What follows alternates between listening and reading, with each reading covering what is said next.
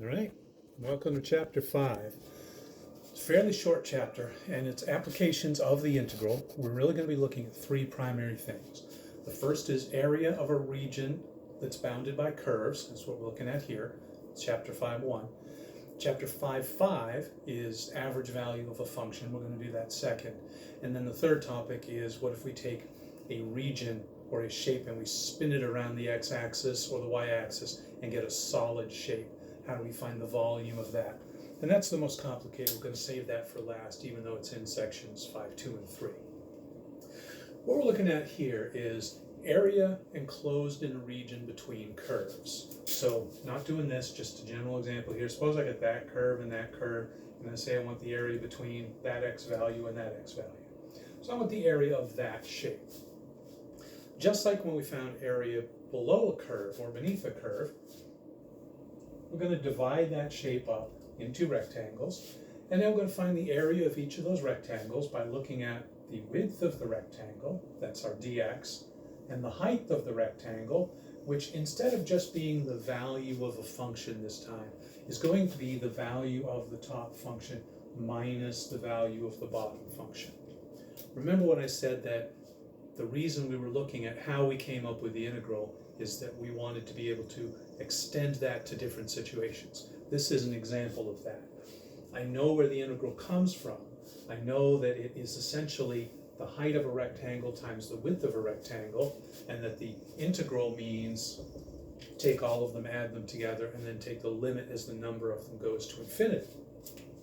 So I know that here, the height of my rectangle is going to be the top function minus the bottom function.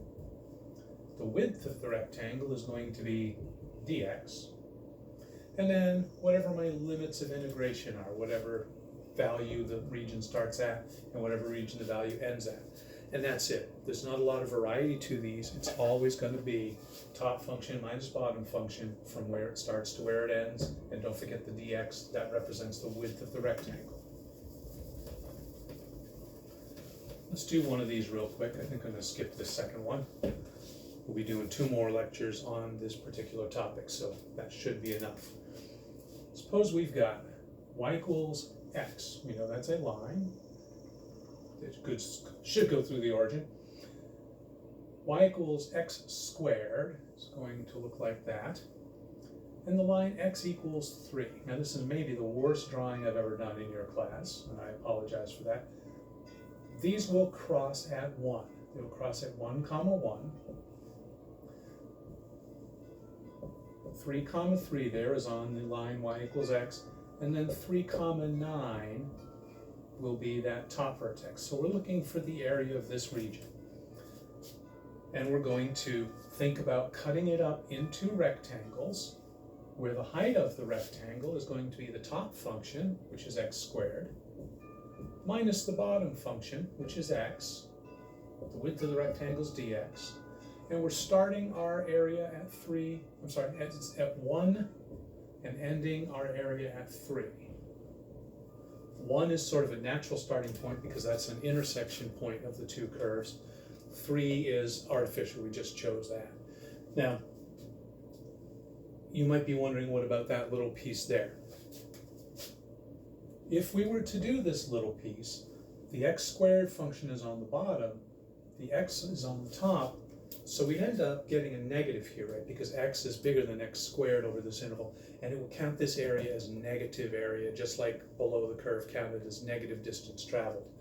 So we wouldn't find the area of this region, we'd find the area of this region minus the area of that region, if we went all the way from 0 to 3.